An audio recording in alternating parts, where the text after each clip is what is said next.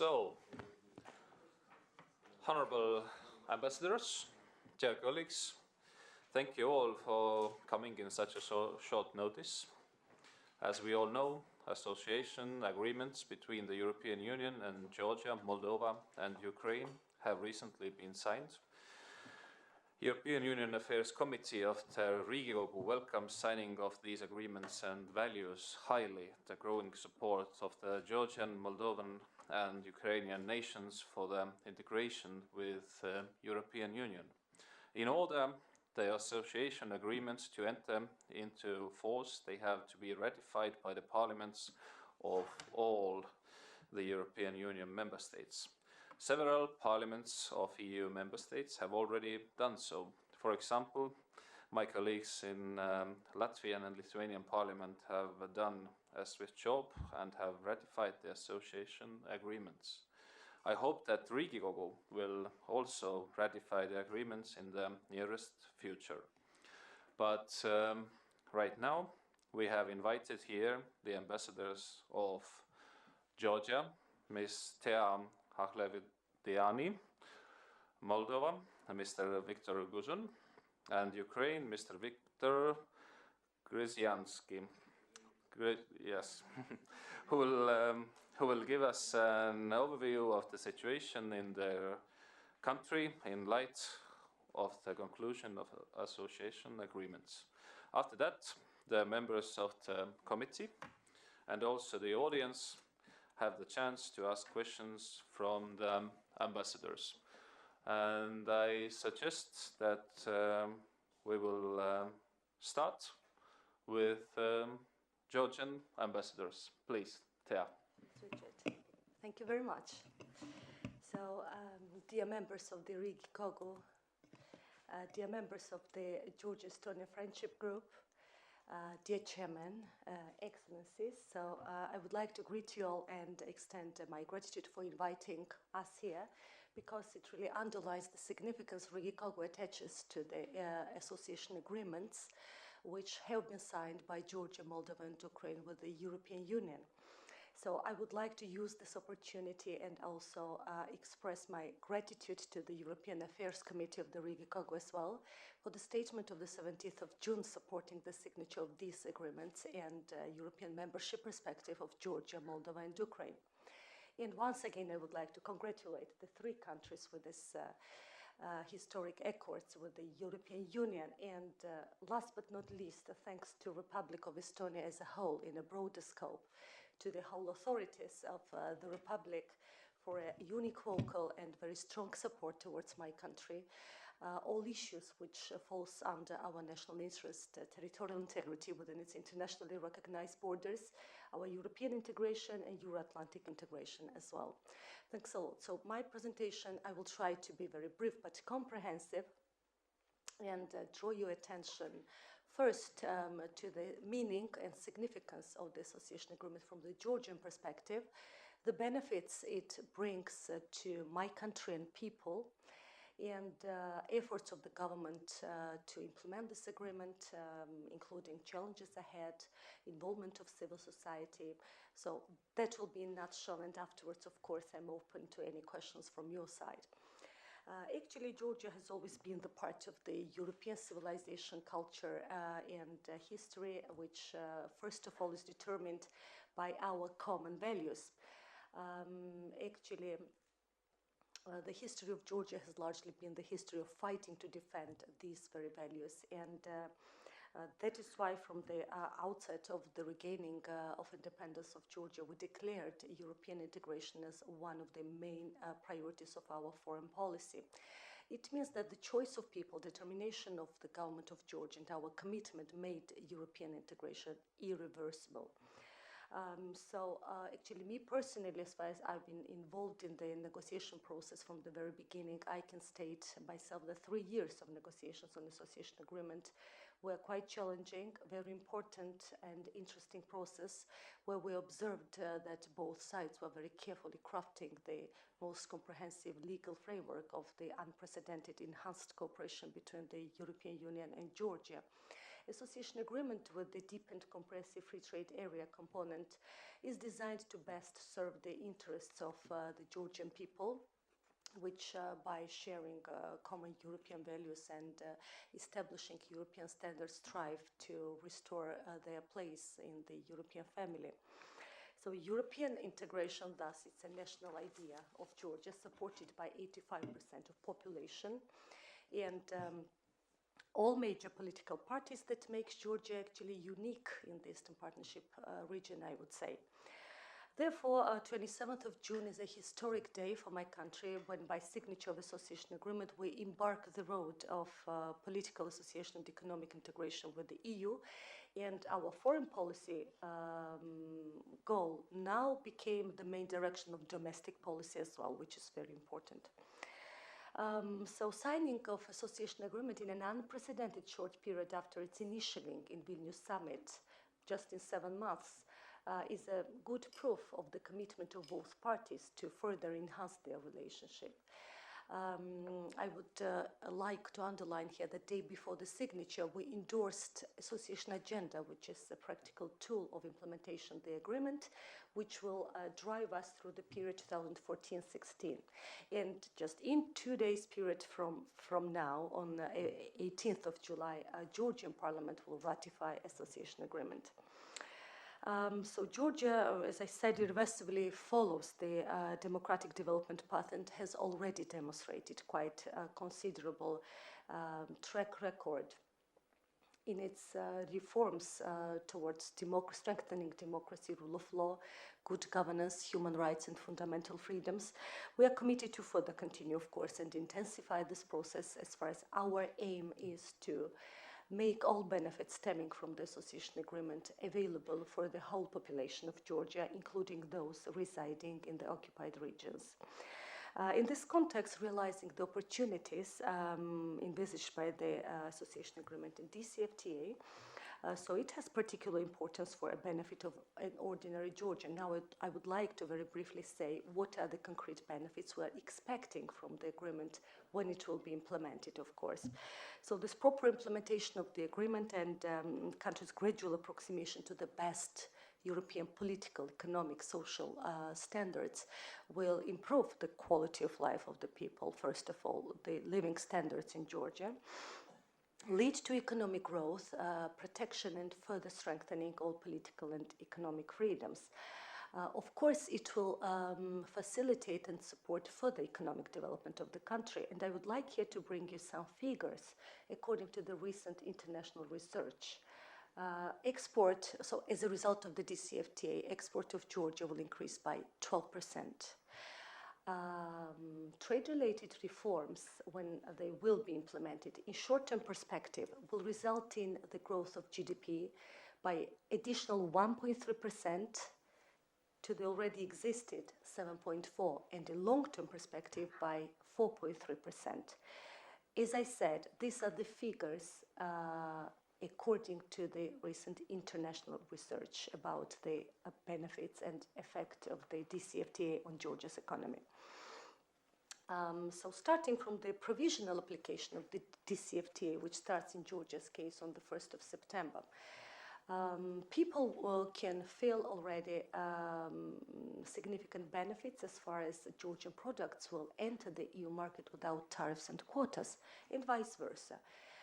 When European products comes to Georgia without tariffs and quotas, it means that for an ordinary Georgian citizen, high-quality European product will become accessible. It will become cheaper with the abolition of tariffs. What else? Following the regulatory approximation with the EU in services area, will result in a gradual opening of EU market for service providers as well. And all this mentioned will, of course, significantly improve the attractiveness of Georgia for foreign investments and create new opportunities for Georgian and international business as well. Now, with your permission, I would like to say a couple of words on visa issues. So, visa dialogue between European Union and Georgia is a bit separate track of cooperation, but of course, it's one of the most most important perspectives and directions opened by the Eastern Partnership, is a key instrument to further increase and strengthen people-to-people contact, and a very strong instrument, mechanism for countries' integration into the EU. And abolition of the visa regime for Georgian citizens will really bring tangible results, and it is one of the most important benefits that people can feel from the Georgia's EU integration process. Where we stand now, so we have this visa liberalization action plan, and we have already finalized the first phase of it, legislative phase. We're waiting now for European Commission's final assessment report, which will form the basis to move Georgia to the second implementation phase of the VLEP. And we aim to finalize this exercise by the Eastern Partnership Riga Summit in 2015. By the way, again, my congratulations to Moldova, which already passed this way, and they enjoy visa-free travel with the EU already. So here I would like to also to mention yet another key priority on our European integration agenda. It is enhanced cooperation within the European Union's common security and defense policy. So while being beneficiary of the EU security arrangements by European Union monitoring mission in Georgia, we're proud to say that we're also contributors to the EU's crisis management operations aimed to build peace and stability worldwide. So we are part of the EU Central African Republic's mission, and we are considering now to participate in EU Mali mission as well, and also to observe other possibilities as well to further strengthen our cooperation with the EU under the CSDP. So, though we should highlight that all these opportunities, of course, come hand in hand with challenges. The progressive approximation with the EU legislation and its implementation, of course, requires, and on top of that, the establishment of relevant administrative and institutional infrastructure requires quite considerable resources, technical, financial, and human resources. And here, of course, we count on the huge support of our European partners, European Union and member states, of course. And Estonia really plays a huge role for us with this respect, as far as we're very carefully studying the experience of Estonia, because I think that it is one of the best vivid examples how a country can successfully transform itself towards the European Union. And a couple of words about the public diplomacy through which the government, as well as our EU partners, by the way, including Estonia, make efforts to closely engage with all layers of the society and communicate benefits of the European integration to wider public in Georgia. So government really tries and consolidates its efforts to engage civil society as much as possible in the EU integration processes in Georgia. With this respect, so soon after the initialing of the agreement, we translated the text and published it on our website, and accompanied it with a specially elaborated document, which is a guidebook. The guidebook explains to an ordinary Georgian the main features and aspects of the agreement, because if once you read it, you may not understand everything or what is behind it. And it is built on the frequently asked questions. On top of that, of course, we are organizing different kind of conferences and seminars, among them international seminars and conferences, to encourage the debate around this matter. And for this purpose, government has already started implementation of the communication and information strategy in close cooperation with this, with all stakeholders, be it civil society, social partners, business community, diplomatic corps as well, to increase the visibility and public awareness on Georgia's European integration. So association agreement will definitely bring Georgia ever closer to the European Union, but in the same time we all agree that it is not the final goal of our cooperation, it is just a beginning. And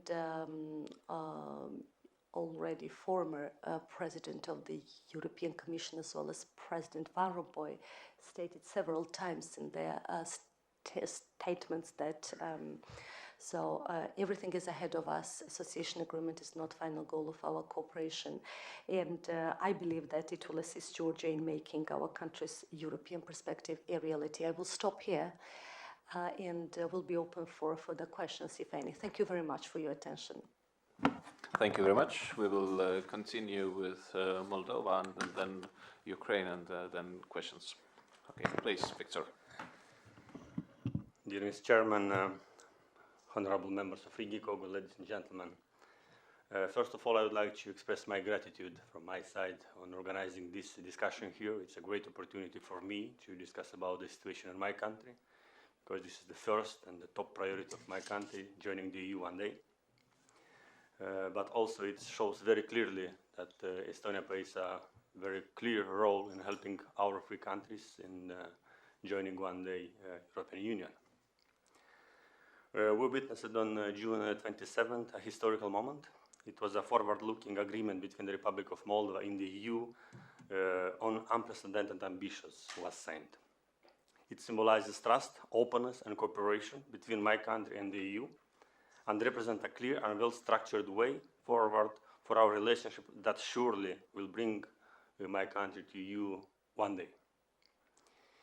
It is a success that belongs to all of us in Chisinau, all the ministries, all the agencies, all the institutions in my country, here in Tallinn, because we actually could say that we have cooperation bilateral with every ministry and every agency here in Tallinn, but also our colleagues in Brussels, and the support of EU member states being an equally determining factor in this respect. This agreement bears beyond its political significance a strong symbolical connotation for my country.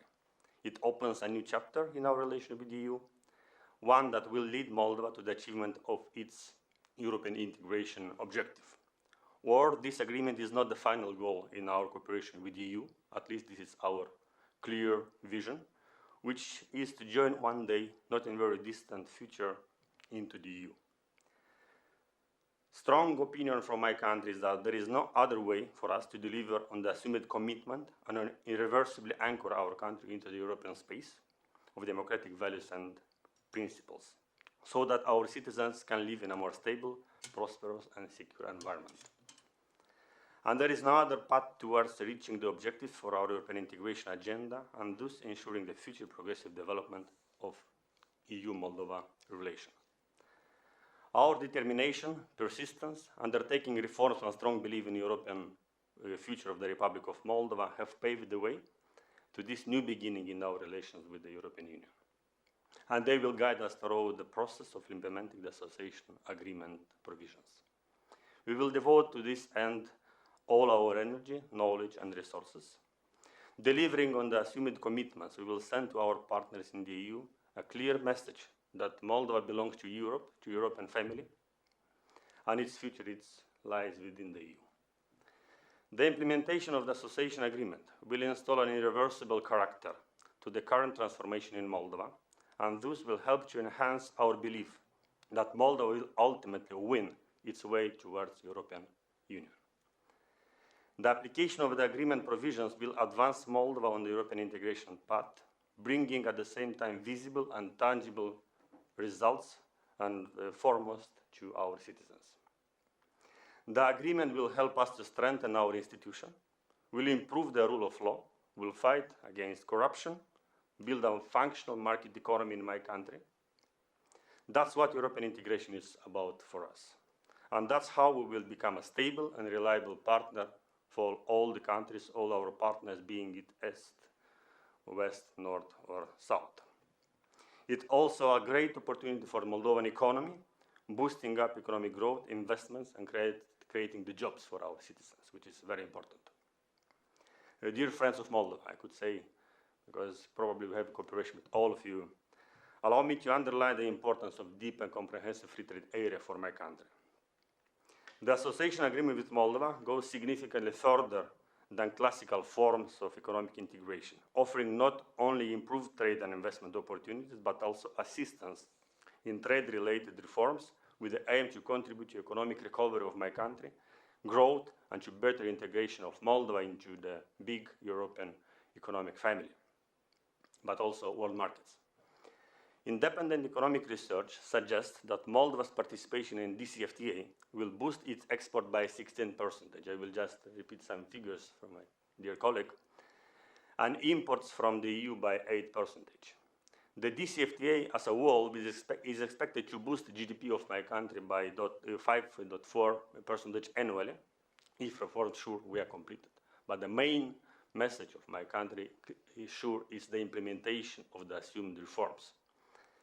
For example, Moldovan agricultural products will become more attractive in the EU and vice versa. Moldova will benefit from the new trading opportunities and easier access to the EU market. The agreement will allow the Moldovan economy to catch up with the EU in terms of competitiveness and thereby gradually find its place in the old economy. This will open new opportunities not only for EU-Moldova trade, but as Moldova will trade with old world, given the worldwide recognition of EU norms and standards. The most sensitive sectors will benefit from long transitional period for our goods. The trade provisions will make the Moldovan market more open for imports from EU. This will bring more competition in our country, which normally brings prices down. We expect that the prices will decrease by 1% in short term and by 1.3% in the long term, respectively. Experience has already proven that Moldovan producers are able to sell more and more to the European Union market, including after a round of bans of our goods, including wines, to Russian market. After the ban, the percentage of the Russian wines which we are selling to EU, it's increasing. And we see that the quality of the products is also increasing. The producers are putting more forces and more resources in promoting their goods. And in this way, this is a good opportunity that our goods will become competitive on the EU market. Honorable audience, we have come a long way from being the poorest country in Europe to becoming an open economy with a significant and dynamic economic growth. We have come a long way from being an ex-Soviet country with a questionable statehood to becoming a partner in association with the European Union. On July 2nd, just a few days after the signing of the agreement, Moldovan Parliament ratified already the association agreement. It was made in 5 days altogether, all the procedures. Our next step is to start the implementation of the association agreement. On June 25th, my government adopted the National Action Plan for the implementation of the association agreement that lies down all the necessary steps to be taken in the next 3 years. We will start to implement the agenda from October this year, but we will not wait for this particular date. We are doing it for the last 4 and 5 years, constantly. This plan is the result of a fruitful cooperation between all the institutions in the Republic of Moldova, but also, which is very, very important, to all public society. We organized clear and massive public consultations with all stakeholders in the civil society. And I must underline that it was for the first time in Moldova's history when we made such a kind of democratic exercise. And I'm quite sure that this will be a clear norm in the future. High on the priorities agenda for this year and for next years is the informational campaign that is just now ongoing. In every single region of Moldova, every single ministry, every single agency, and every single embassy, I could say. Because here we have also a clear project how to give to Moldovan people more knowledge about Estonian experience, to sell the Estonian practice, and we are doing it in both ways. We have a number of projects when Estonian politicians, business people, educational institutions are going to Moldova, and what is really important, not only in Chisinau and in big cities, but also in the countryside. Speaker of Parliament have been to Comrat just a few months ago, and vice versa. We are trying to invite here to Estonia different people from different sectors. 7 regions from Estonia cooperating with 7 respective regions from Moldova. And just last week it was 72 people from Moldova, from more than 35 villages in Moldova, I could say, which is just sharing the experience with Estonian counterparts. And this is an ongoing process in our embassy. The application of the DCFTA will stronger connect our economy to the internal market and is for sector cooperation. We are actively involved in several EU programs already. It's Horizon 2020, it's Erasmus+.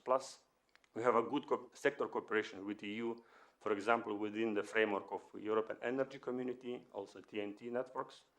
Therefore, for Moldova, a change in paradigm will be to reconfigure the partnership in such a way that it would allow the country to choose the speed and degree of integration, what we are calling more for more principle. The best way to enhance differentiation on a bilateral level is recognize for the willing partners a clear membership perspective. For Moldova, European integration is a path already chosen, but an official endorsement based on Article 49 will be the strongest possible impetus for the continuation of the reforms in our country. The visa-free regime for Moldovan citizens, I'm grateful for my colleague for mentioning this, traveling to Schengen area became already a reality in April this year. And this is a clear proof that with clear goals, with assumed reforms, and with the help of our partners, we could provide to our citizens more freedom and better life.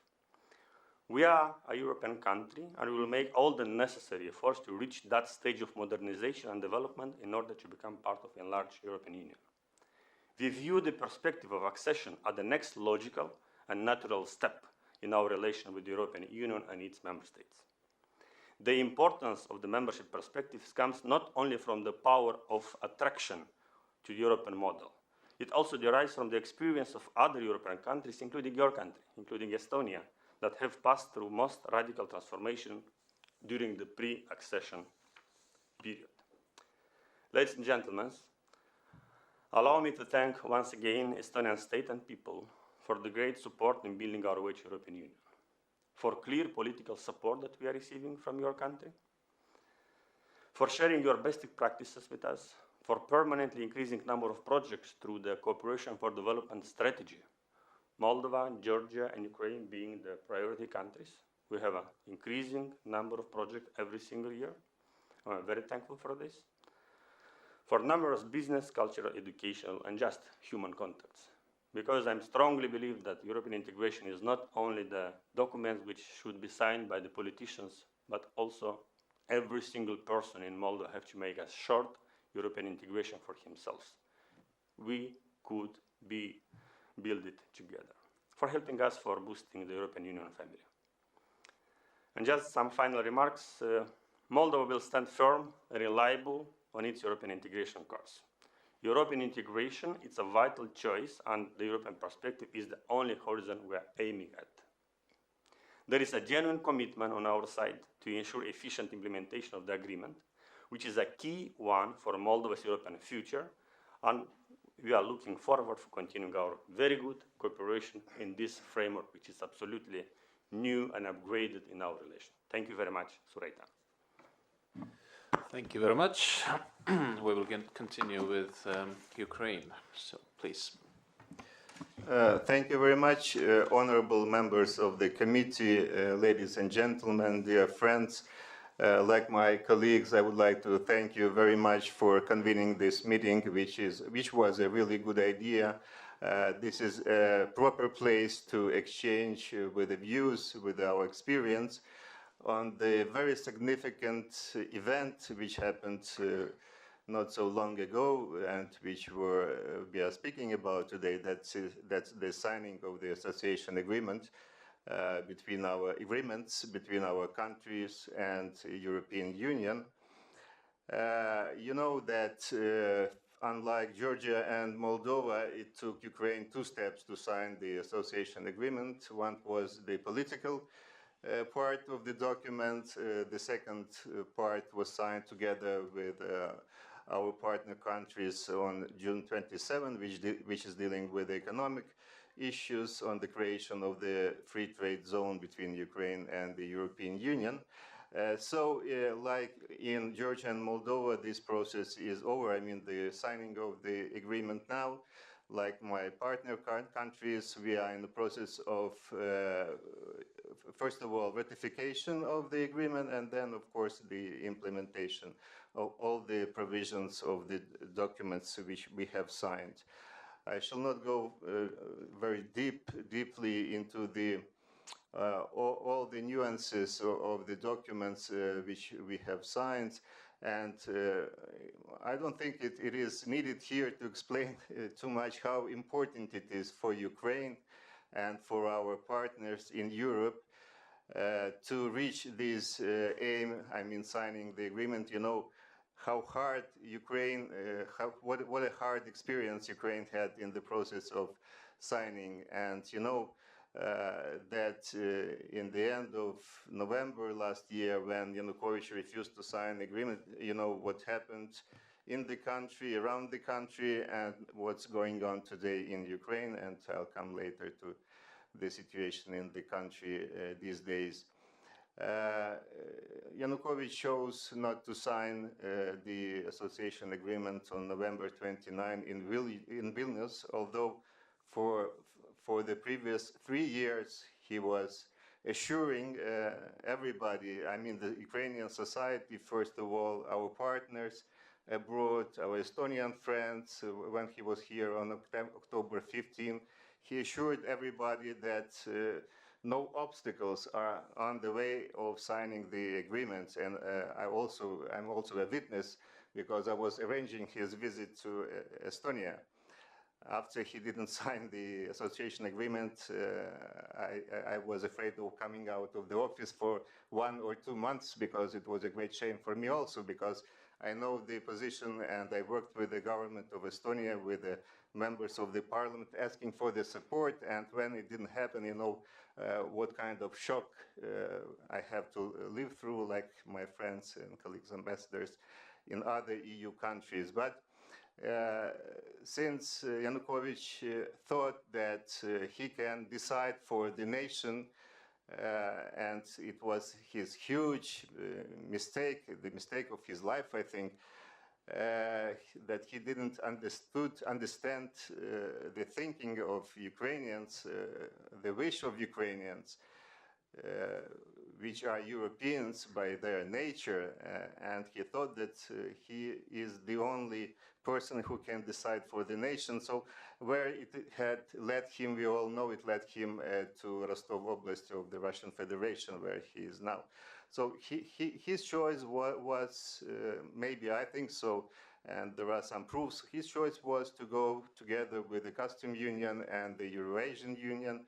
And if not the revolution which we had, people's uprising which we had in Ukraine, I think that was the path which he planned for the country.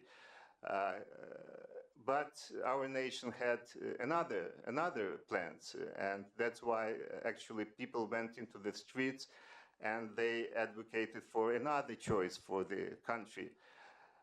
So we had, unfortunately, to live through the turmoil, through the very extensive political life in the country for half a year. But it has led us to the event of the major importance for Ukraine, that is the signing of the association agreement in the end, which means that we had made a clear choice of joining the community, the union of the free democratic nations. It means that there is no way back to the restoration, at least with the participation of Ukraine, the restoration of the any kind of new Soviet Union, Eurasian Union, which is seen by 3 countries as some kind of substitution to the Soviet Union, which is long ago dead now.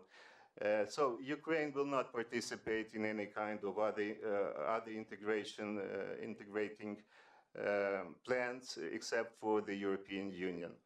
This choice is very clear, and we are really grateful, like other countries, Georgia and Moldova, really grateful for the support that we had and have from our partners like Estonia. Estonia, I would say, as ambassador here, I would say that one of the biggest supporters of Ukraine on its path to the European Union, on the path to the Euro integration. And today, Estonia is one of the biggest supporters of Ukraine in terms of preserving sovereignty and territorial integrity of my country. It is being done on bilateral. I mean, the support, we see the support not only on bilateral level, but in the international organizations like EU and NATO, where we know it, where Estonia uses every opportunity to express support to Ukraine, express support for the sovereignty, territorial integrity of the country, and support for our Euro integration intentions. Today, as you know, in Brussels, there is a meeting of the European Council where we think that Estonia, and I know it, Estonia will once again demonstrate its commitment to support Ukraine. Now, the way ahead is really hard, and I'm not the one who will explain it to you, since you went through this very intensive life of transforming the country, all spheres of your living, and you better understand than I do maybe how much efforts it takes to transform yourself, to transform your economies, your societies, your legal system, and so on. So we shall have to go through the same challenges, but it is something that we must do, because the only choice for us is to live based on the democratic European values and civilized norms and principles. So we have no other choice but to transform our society, to transform all spheres of living of the country, to arrive in the end to the situation which all other EU countries have. And of course, we shall rely on the expertise and other kind of help from our partners, like Estonia in this case. We had a couple of hundred experts who traveled to Estonia already from different state and non-governmental agencies, from the parliament, and so on, who gathered experience of Estonia while you were transforming the country. We thought it would be important in view of the signing, as we planned in signing of the association agreement in November last year. But all this experience is not lost. Of course, we are very grateful for the openness, for the expertise. Our new legislation is really is very much based on Estonia's experience, and like other also European countries. So our parliament has a good basis for the bringing to life of the new legislation, which reflects the European norms and standards. Today we are in a, after signing this agreement, unfortunately we are in a really dramatic situation, as you well know. You are all following the developments in and around Ukraine. You know that unfortunately we cannot go immediately into the implementation of the agreement because we have also simultaneously to deal with a destabilized situation in the east of the country. Crimea has been annexed, but we shall never refuse from Crimea, and we are working with the international legal bodies trying to bring back Crimea to Ukraine, and in the end I'm sure we shall succeed. So we have simultaneously to fulfill many other things, but signs are very encouraging, and due to the help of our partners, we think that it is not, we are not far from normal life in the country, although maybe the Crimea will take more time to deal with, to return it back to Crimea. But as if we to speak about Donbass, the eastern part of the country, I think we are closer to the final goal, that is stabilization of the situation. But the greatest obstacle in the process, in our efforts to stabilize situation in Donbass, is the external help which terrorists receive from Russian Federation. You know that there are also evidences which were also transmitted to your Ministry for Foreign Affairs, which were handed over yesterday to the European Commission by our ambassador to EU. There are lots of tons now of evidences that Terrorists are being supplied with the ammunition, armaments, manpower by the Russian Federation. So that's the major obstacle on the way of the sooner stabilization of the situation. But today, maybe we shall see further efforts of the international community, like European Union in Brussels, which should put more pressure on the Russian Federation to stop illegal trafficking of arms, ammunition, and manpower on the territory of Ukraine. For this, I think the next stage of sanctions is needed, is badly needed, because as we can witness, all of you and Ukrainians, that first two stages didn't influence Russian Federation to the extent that they stopped the interference into the internal affairs of my country.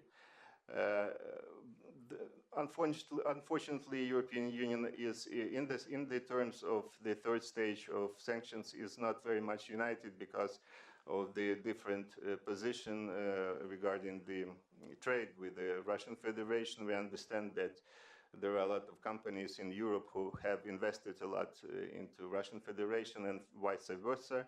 The Russian Federation has invested a lot into the companies of the European Union. That's why there is a big interest in not losing the money, in lowering dynamics of trade relations between EU and Russian Federation. But let me say that nobody is speaking about the total closure of the trade relations between EU and the Russian Federation.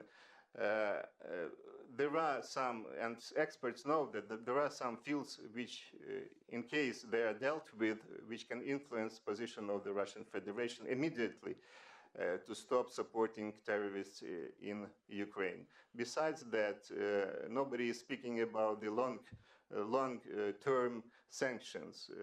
We are speaking about sanctions which are needed to stabilize situation today and immediately. After this situation is changed, after the terrorists are not receiving external help, then of course nobody says that trade should not be resumed. Of course it will be resumed. Ukraine is also a trade partner of the Russian Federation, like EU countries, and is interested in normal trade relations with a big partner.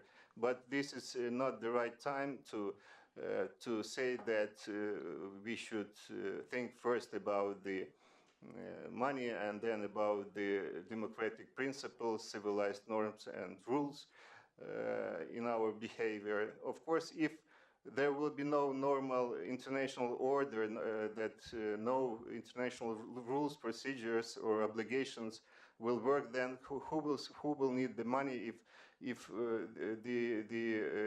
our world will be governed by not by the rules but by force.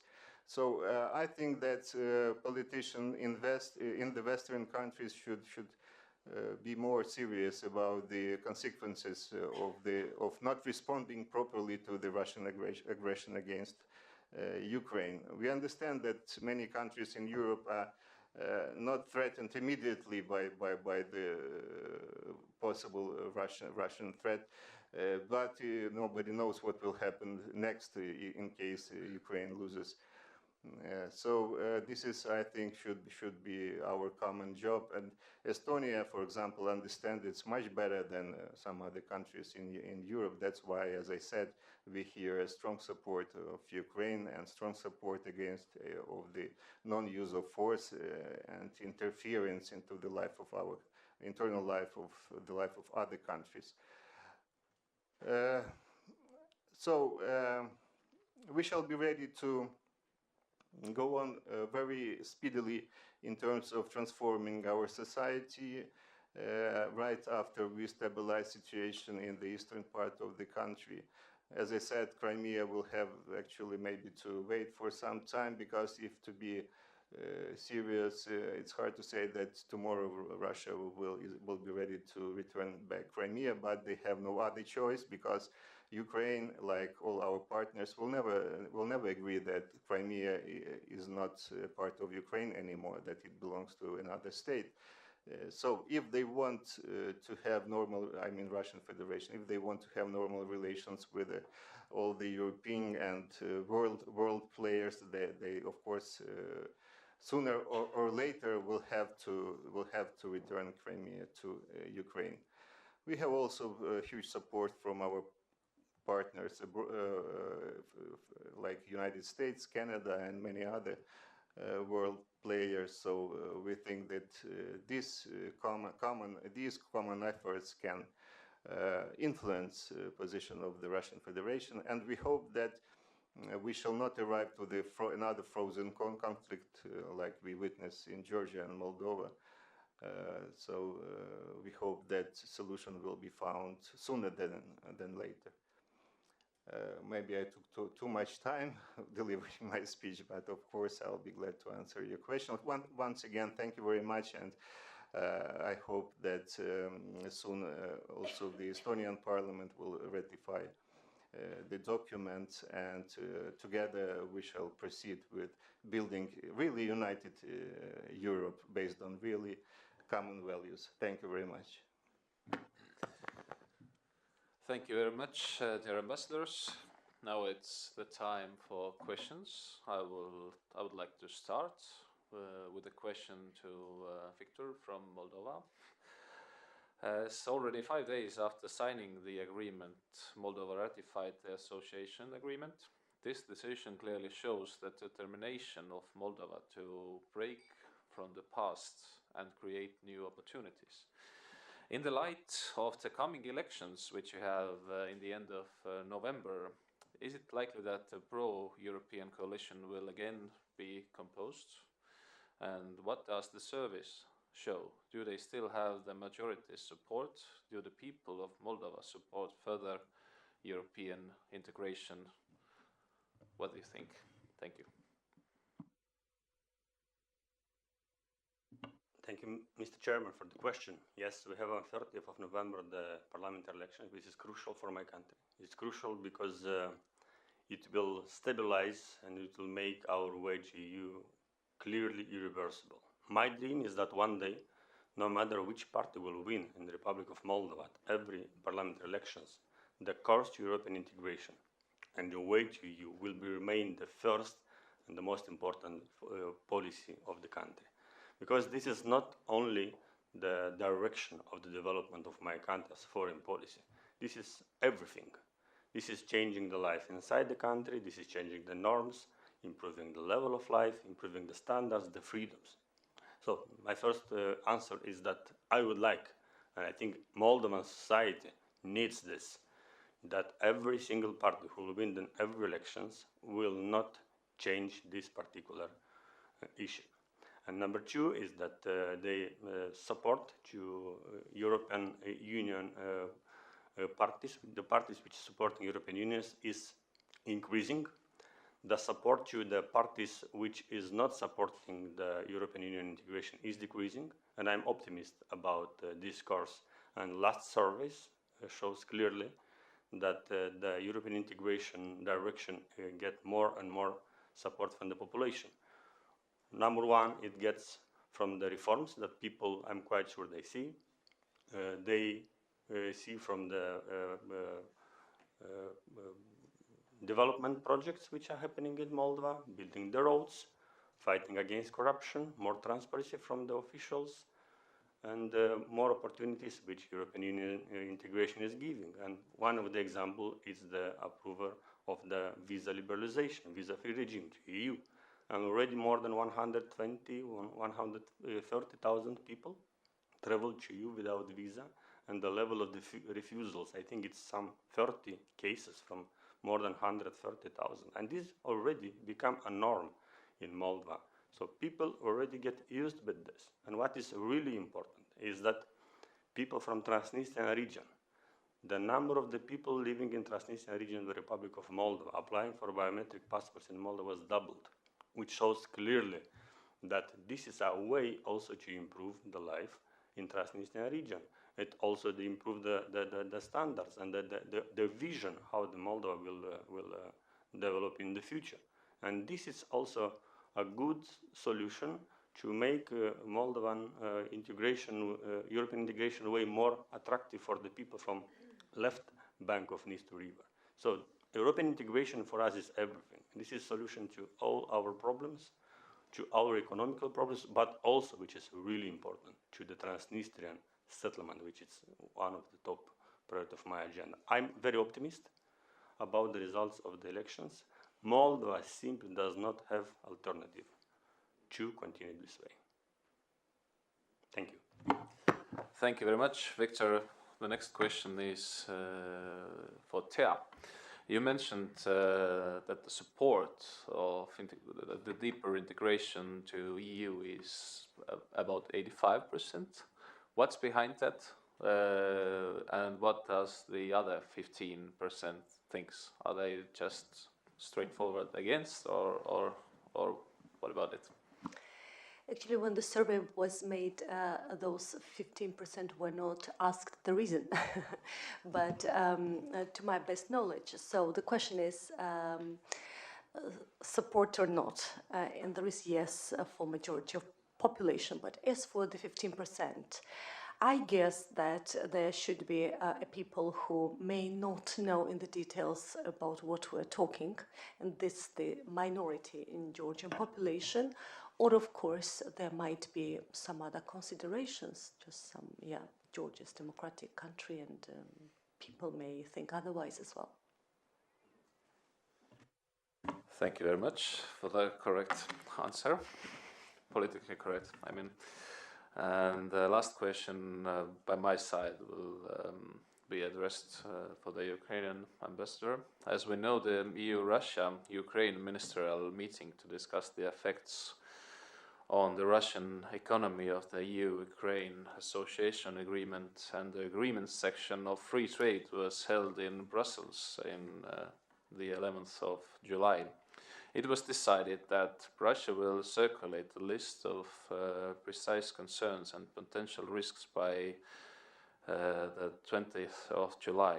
Based on these lists, bilateral consultations will be conducted at expert level in order to seek possible solutions to these concerns and potential risks. What is your opinion? Can we hope that Russia will be cooperative and constructive in this matter, or is it too naive to hope so? Thank you. Well, thank you for the question. Yes, we have created this mechanism of consultations to meet concerns of the Russian Federation with regard to the free trade agreement between Ukraine and European Union, which will start working on November 1st this year, and we don't foresee that any kind of consultations with the Russian Federation and EU will result in changing of the association agreement or any other substantial things. So it is only to explain that Ukraine is always open, to everybody in the world, and if somebody has concerns, of course, we have to explain our position on this or that matter. We don't see that our association agreement has any danger to the Russian market. Their arguments maybe are well known to you, that the goods from EU can then freely be moved to the territory of the Russian Federation, but it's not serious to say so, because borders are there, customs services are there, so there is no such danger as filling the Russian market with European goods. Of course, what lies behind all these concerns by the Russian Federation? Everything is connected to the political issues, to the Russian efforts to postpone somehow the accession of Ukraine to the free European market. But we have stated clearly, and everybody understands, that there will be no other way. round. So we have signed the agreement. We shall ratify it in a couple of weeks.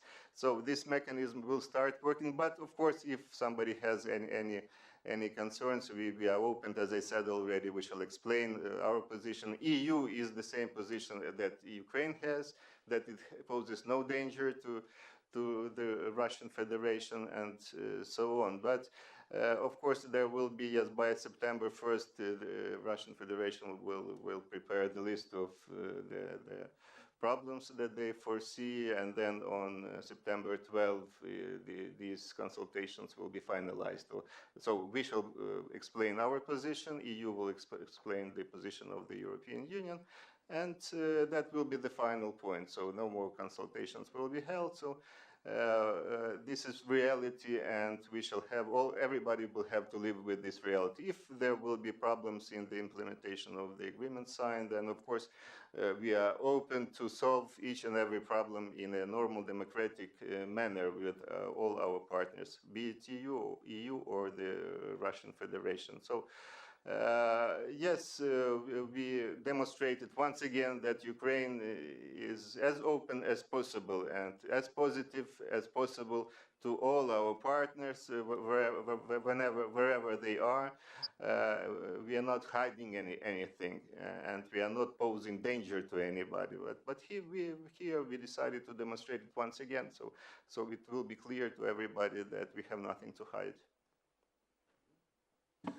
Thank you very much, dear ambassadors. Now it's time for the questions by the commissioner's side. So, Ivar. Thank you. I would like to thank you for your presentations, and I would also wish you success of implementing this agreement. I have questions to Georgian and Moldovan ambassadors. You mentioned remarkable figures resulting the agreements for economy, what reflects 4-5% economic growth and also export import rise, and Moldova mentioned also decrease of prices as a result of free market. These are remarkable figures. But I have heard that you rely to the researches, economic researches. But do these researches take into consideration, or how much these researches take into consideration possible Russian sanctions? Economic sanctions, I mean.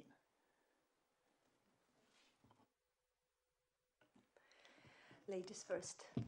So, actually, methodology of researches differs, of course, one from another, and predict the, I don't know, you were asking about threats from Russian Federation, right? To predict such kind of threats and speculations about future possible developments, it's very difficult. So if you are interested in that part particular, I can tell you just additional information where we stand in this process.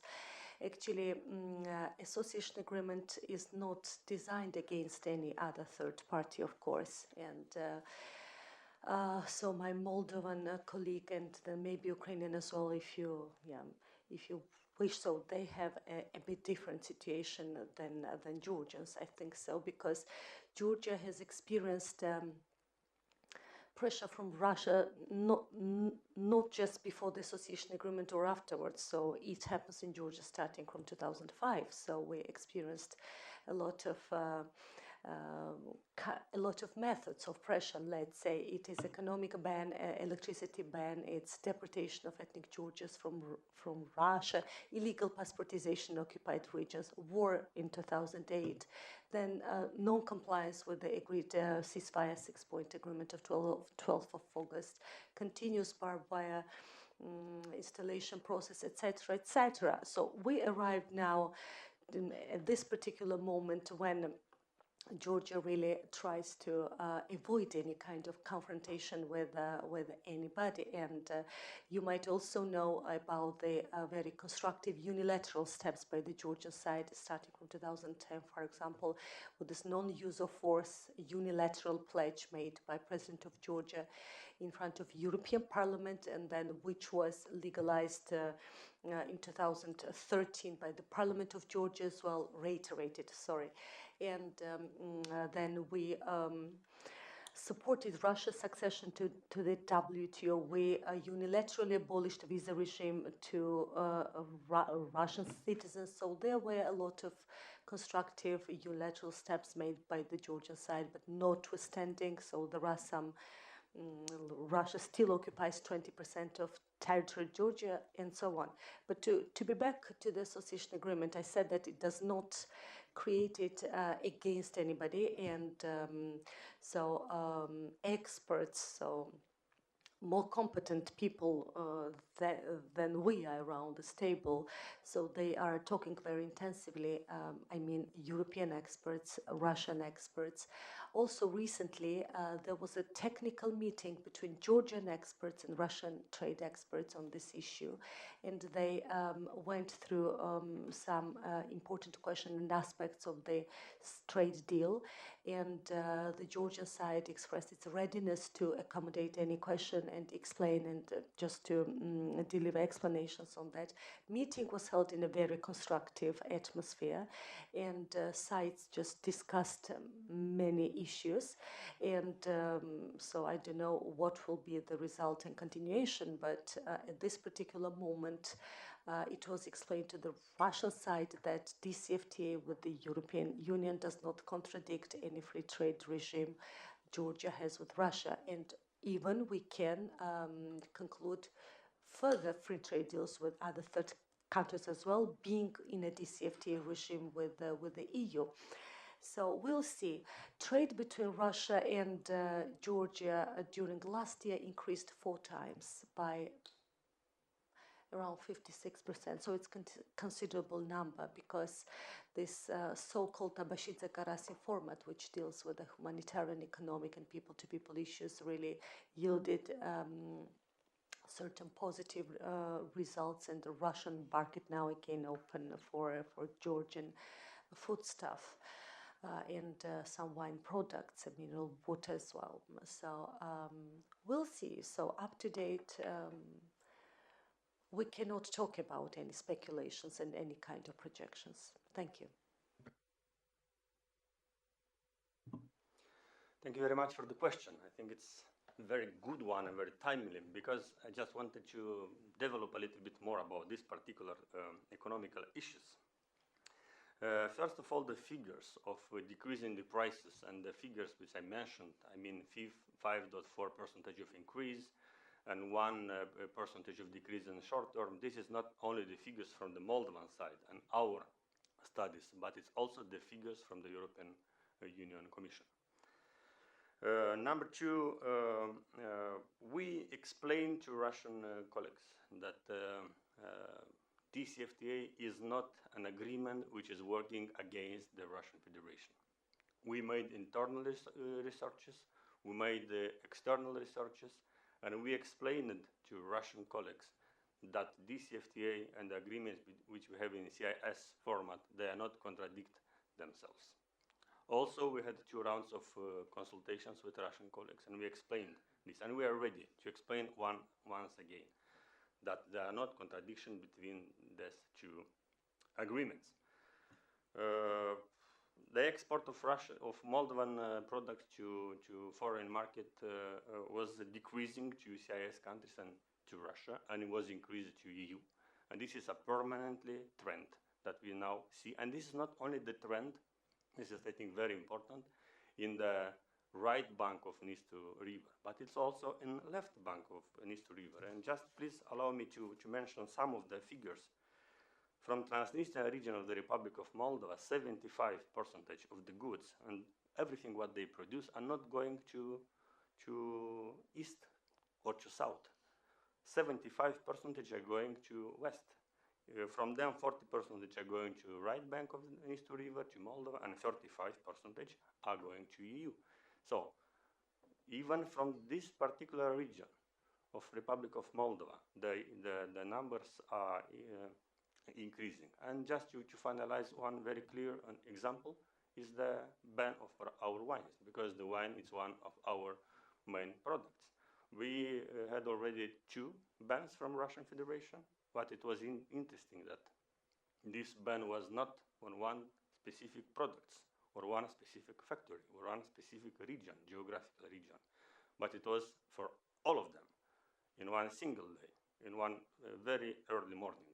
So it shows clearly that this was a political decision. And we are just expecting from Russian colleagues to give us the mechanism, how to do it, or what is the real problems. Unfortunately, we will not see the quick answer to this. And export of our goods to EU increased permanently, including to Estonia. And I think I could be a happy ambassador, because from our statistical office, always when I'm asking the figures for last period of time, they're saying that it's always increasing. And this is a permanent trend. So our key to this particular issue is to increase the competitiveness of our goods, to increase the quality, to make them really European standards with health and marketing and so on and so forth, but also to discuss with our partners, East, West, South, North, that we are a predictable country. We don't want to make a very big world-class politics. We would like to be just a predictable, good governed, successful, and a safe country. So this would be my answer, and thank you very much for the question. Thank you very much. Tõnis? Thank you. First of all, I would like to thank the ambassadors for the speeches and then for the answering the questions. The association agreement with European Union and you, your countries are very important to us also. It's like following our policy targets and of course it's for us is very important to share our best practices with your countries. But my question on even some words before are going to the Ukraine, to the Viktor Krusanivsky, and because we are like one of the ringing the bell in the Europe and all to the world about the situation in Ukraine, and to tell that it's something more important than just simply 2 countries are dealing with something. And I'm very happy to say that we are achieved on the parliamentary level in middle of June in COSAC conference in Athens, the remarkable amendments to the written contributions, what was adopted after that, and some 8 points there. But I'm very happy to say that 1 of them are already done. That means this call to the Russian Federation Council to resign this March 1st decision about the so-called right to use force against neighboring country is now over. This decision is over after a couple of weeks after this middle of June, but we can't say that activities are fully over or at least over. And it's coming to the question that when we there in the COSAC stressed that Russia should take real steps to defend their border, Russian-Ukrainian border, to prevent the flow of terrorists and arms to Ukraine, then it's like the question how to Ukraine should stabilize the situation in eastern Ukraine without have a proper control over the Ukrainian-Russian border. And to see that these 2 targets should be achieved together, that means border control and stabilization the situation in eastern Ukraine, or it's already separate solutions possible. Thank you. Thank you very much, Tõnis, for your question. Before answering, I would say that Tõnis is one of the best examples of the advocates from Estonia. whenever he goes, I always know that we shall have support. I mean those international parliamentary bodies. Thank you very much for all your help and your sympathy towards Ukraine. Like all other, I don't want to say that nobody else is supporting us. All the parliament is doing the same great job. Thank you very much, all of you. Regarding the situation in the eastern part of the country, I would say a little bit wider. You know that President Poroshenko, when he was elected as a president, one of his first steps was to introduce the peaceful plan for the settlement of the crisis in the Donbas region. It consists of 14 points, and I shall not go through all of those articles. One of them is that separatists and terrorists, which are the same people actually there in the region, should lay down their arms and ammunition. Second step will be to have local elections. Then, after the local bodies are elected, we shall have negotiations between central authorities of Ukraine and local bodies on the scope of their independence, so-called independence, on the decentralization, I would say, of the powers between Kyiv and local authorities. It regards not only Donbas region, but all other regions as well of Ukraine. You know that we are preparing a new draft of the constitution where the decentralization of the powers will be one of the major points. Then, of course, there will be a very strong safeguards for the Russian-speaking people, those who are under strong propaganda from Russian Federation that Ukraine will forbid using Russian language, which is not absolutely so. It was not so before the crisis, and it's not so during the crisis, and it will never happen.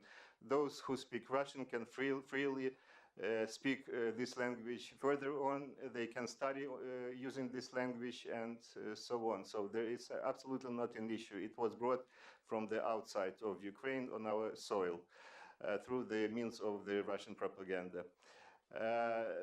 Then, of course, the economic part of his presidential Poroshenko initiatives is a very huge one. So the local authorities will have more powers to keep the money which is coming to their budget for the purposes of the development of the region, like Donbas, and I'm speaking also about other regions as well. But you rightly mentioned, and I also tried to mention this in my introduction speech, that yes, the biggest problem is to safeguard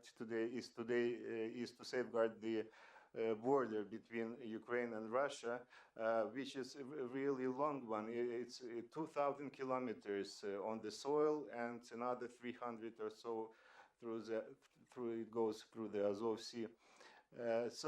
Yes, we have a number of checkpoints on this territory which are not so hard to keep closed, but it's not sufficient because terrorists and ammunition are crossing the border, not in the places where we have surveillance and where we have Ukrainian troops. They are looking for other holes in the border, and it is a great concern to us. Without the normal serious help from the Russian Federation, it will take too much time to seal the border properly. Although we are not counting on the goodwill of the Russian Federation, and today our military operations are directed, first of all, on the sealing the border between Ukraine and Russia. We need more resources, but last information from the region says that we are successful in making the border not as open as it was before. In case we succeed with the sealing of the border, even without the help of the Russian Federation, then it will take 1 or 2 weeks to secure region, because after our forces eliminate part of terrorists, a new part comes. You know that in Russian Federation they hire former soldiers, they pay them salaries, and they bring them on the territory of Ukraine. It includes also the heavy ammunition which is being brought from the territory of Russia to the territory of Ukraine. The tactics is following. Russian soldiers leave the ammunition, tanks, missiles, many other ammunition 1 or 2 kilometers before the border on the Russian soil. Then at night terrorists come, pick up the ammunition, tanks, and so on, and travel through across the border to the territory of Ukraine. That's how it works today.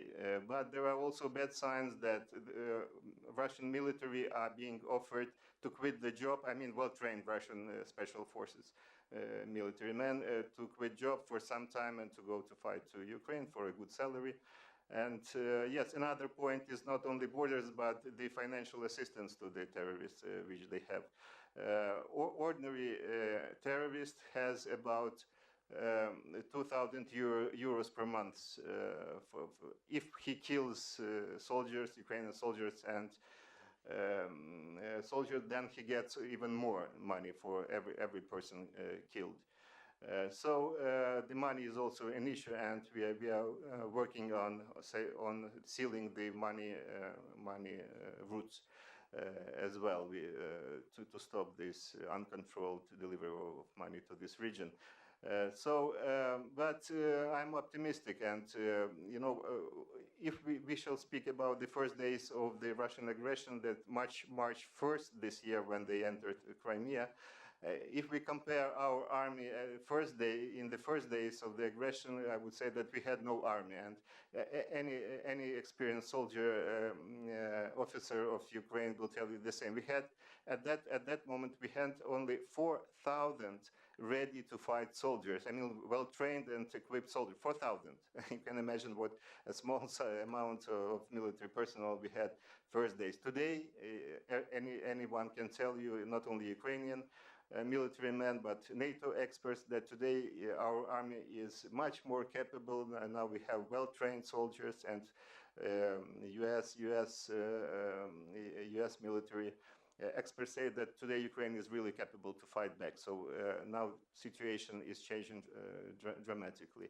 But it's not in our interest to go on with the killings. You know, the more blood we have, the harder it will take. It will be to bring the region to the normal life. Nobody is interested in losing lives, be it civilians, military, terrorists, and so on. So our interest is to stop it immediately. That's why not only closing the border, but sufficient economic pressure on Russia must be exercised. Then, if we combine both, we shall have the solution of the crisis very soon, I would say, in a couple of weeks. So we rely also on these economic sanctions as well.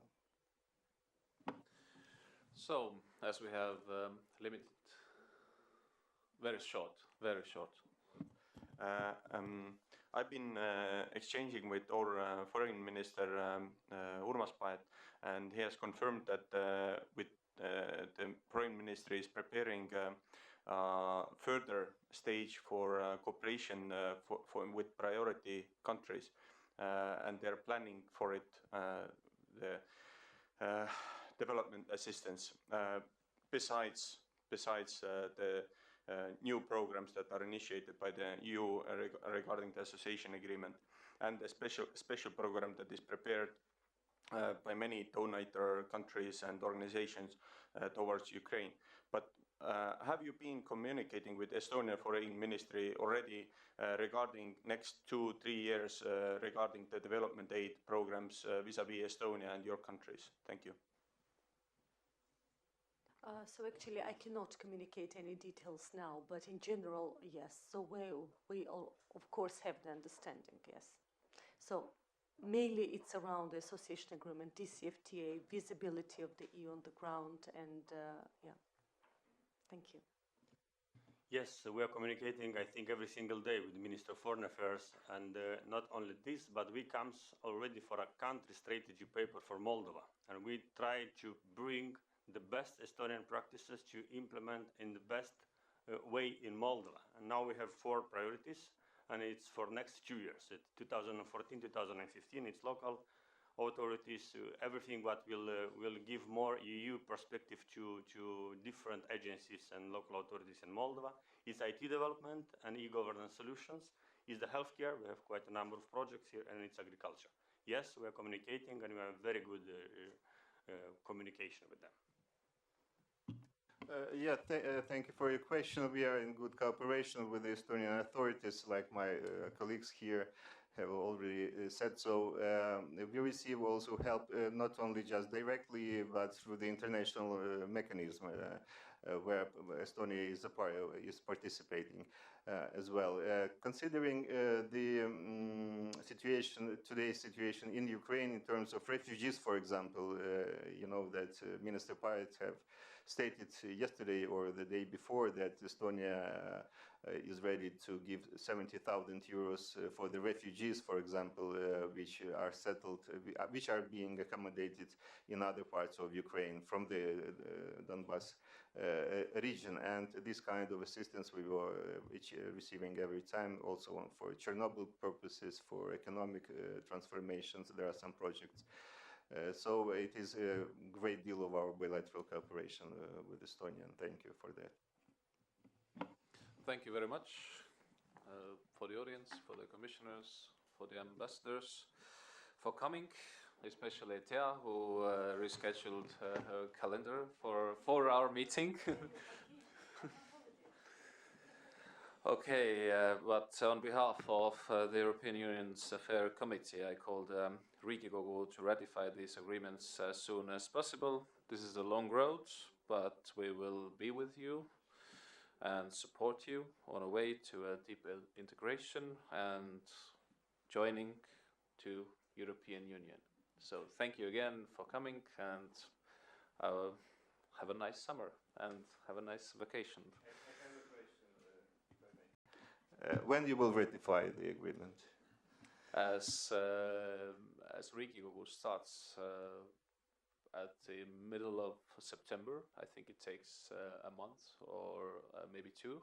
So I think latest in the end of November it will be done.